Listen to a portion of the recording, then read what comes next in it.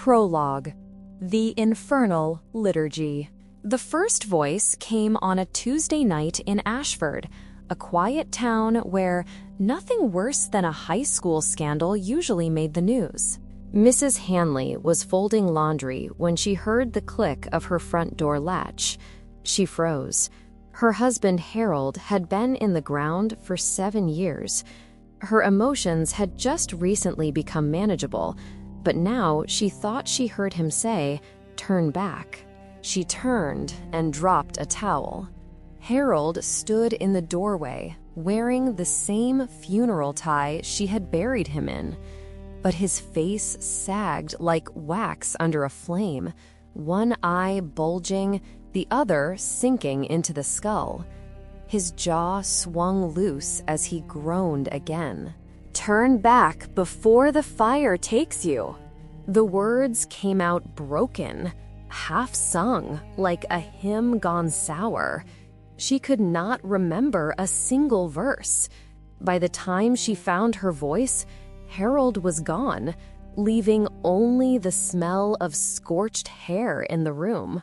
Across town, 15-year-old Samuel woke to the soft tick of fingernails on glass. He slid from the sheets and crossed the room in the sullen blue of nightlight and aquarium glow. When he touched the curtain, he felt a flutter like moth wings through the weave. He drew the fabric aside and saw his sister smiling on the sill, hair dripping as though she'd just climbed from the quarry where she had drowned the year before. Her teeth shone cracked and darkened, as though ground down by endless gnashing. "Repent, repent," she whispered, the words skipping like a broken record. "Don't follow me where I've gone."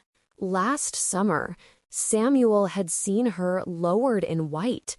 He had seen the river of flowers. He knew this had to be a dream or a trick. He stared anyways, her palm pressed to the glass. Samuel touched his own against it and felt a burn through the pane before tearing the curtain shut. In Ashford, the dead were learning how to reach the living, and the living were learning how close the dark could get. They weren't supposed to be there. That was the whole point. 4 kids, 11, 12, slipped out the way kids do when they're bored enough to believe rules are only for other people, snuck past old warning signs that no one read anymore. The quarry waited behind a ragged line of trees. The chain-link gate had a place where the bottom had been bent up from 100 other dares, and they crawled through single file, laughing too quietly, like laughter could trick the dark into staying asleep. One of them had a phone flashlight, another had a cheap headlamp, and the beams bounced across gravel and weeds until the water appeared, black as poured ink. The quarry always looked bigger at night, like the ground had decided to open its mouth wider. They stood at the edge and skipped stones sidearm across the black water, trying to beat each other's count.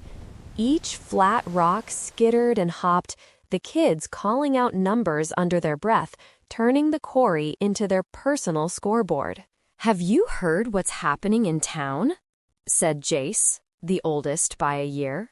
"Nah, I don't believe in ghost stories," said Evan, trying to sound brave. Then the stones stopped skipping.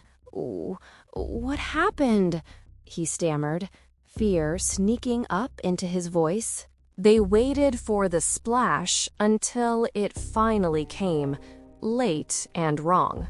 Not a clean plunk, but a heavy gulp, as if the water swallowed instead of accepting. The smallest boy, all elbows and nerves, made a joke about it eating rocks, and nobody laughed. The air had shifted, and they all felt it at once, a thin coldness sliding between their shoulders like a hand. The headlamp beam trembled as it tracked the shoreline, catching on wet stone and slick mud, And then it caught on something that should not have been there. A footprint pressed deep into the clay, too long, too narrow, like a human foot stretched until it stopped being human. Another print appeared beside it in real time, then another, as if someone was walking out of the water without breaking the surface. The girl with the phone, Addie, lifted the light higher, and the beam shook across the quarry wall. A faint smell crawled into their noses, sharp and sour at the same time. It wasn't lake rot. It wasn't mud. It was like a sharp sulfur bite, like struck matches. The voice came from behind them, close enough to touch their necks. Count the hops. Count your days. They spun, lights whipping, and their beams landed on a shape standing where the path narrowed toward the gate. At first, it looked like a person in a dark hoodie, hands hanging at its sides, head slightly tilted like it was listening to their breathing. Then the headlamp beam steadied for half a second. The face was there and not there, sagging, morphing, human, animal features they couldn't tell. "Come closer, I can't hear you from there," it said, and the words came out half-sung, like a hymn that had learned the wrong melody. The lights flickered, like darkness itself was blinking. They ran. Nobody counted seconds anymore. The gravel bit their shoes, and the weeds grabbed at their ankles like fingers that didn't want to let go. Addie screamed once, and the sound came out thin, swallowed by the quarry walls. The youngest boy tripped and went down hard, palms scraping rock, and when he looked back, he saw the shape gliding closer in the stuttering light, the air around it rippling like heat above asphalt. The bigger boy yanked him up, and they tore toward the gap under the fence, clawing through like animals, not kids, hearts battering ribs. They didn't stop running until they hit the road, lungs on fire.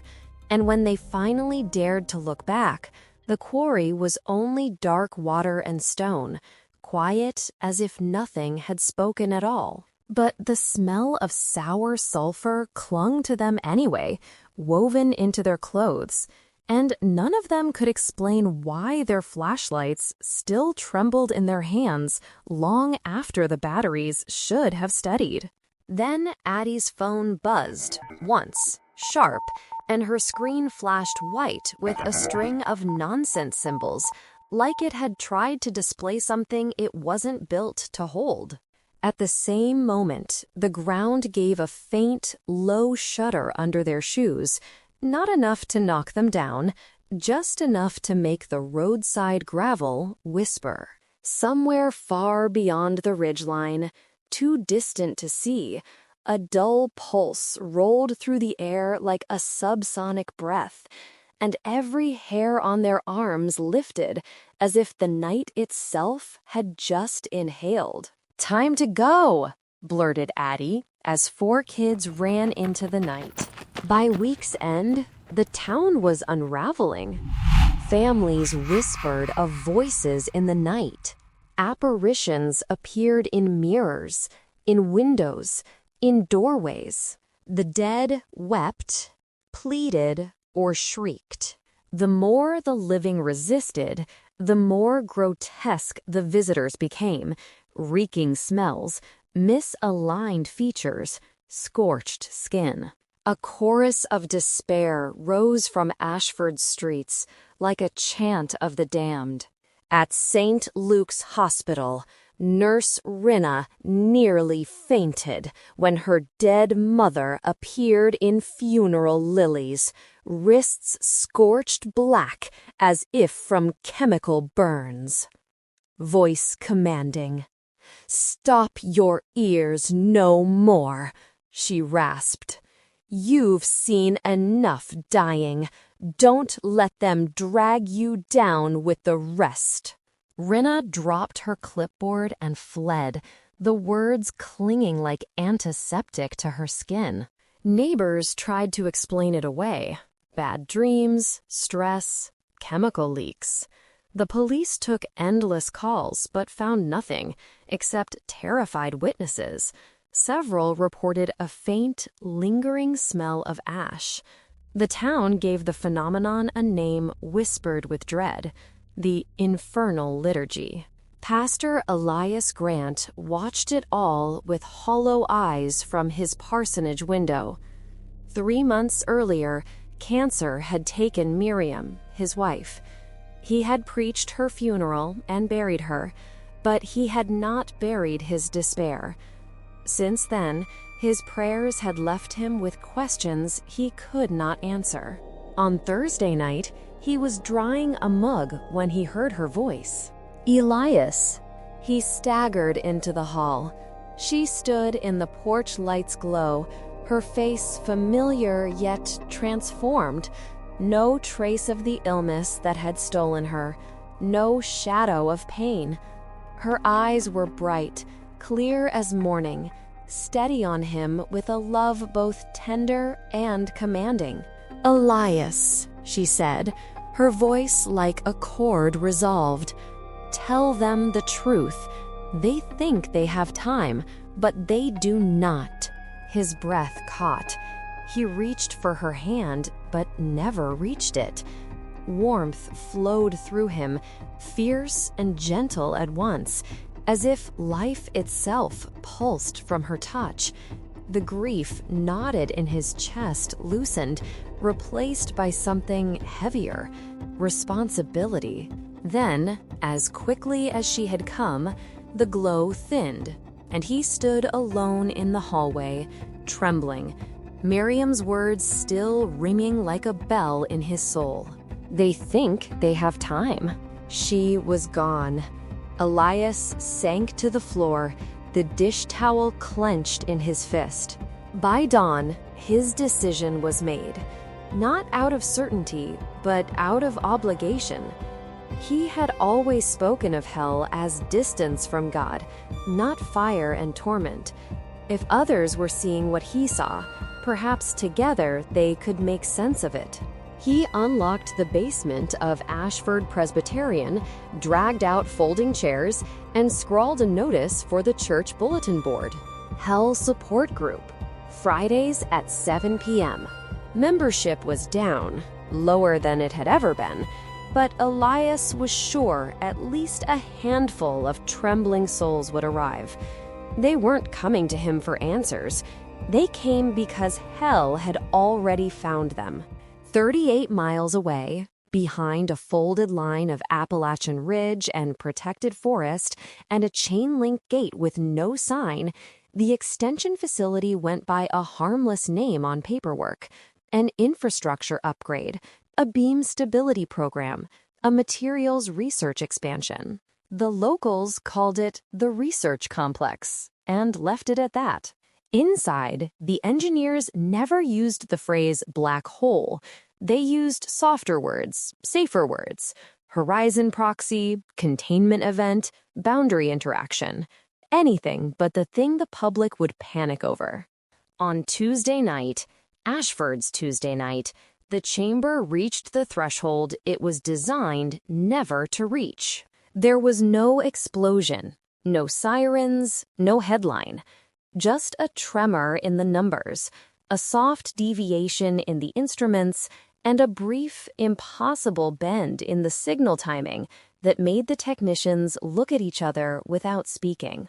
A senior scientist typed a single line into a classified log and stared at it as if the words might bite. Boundary interaction observed. Then he hit save, and the system swallowed the entry, and the world continued as if nothing had happened. In a nearby town no one in that room had ever visited, the dead had begun to knock.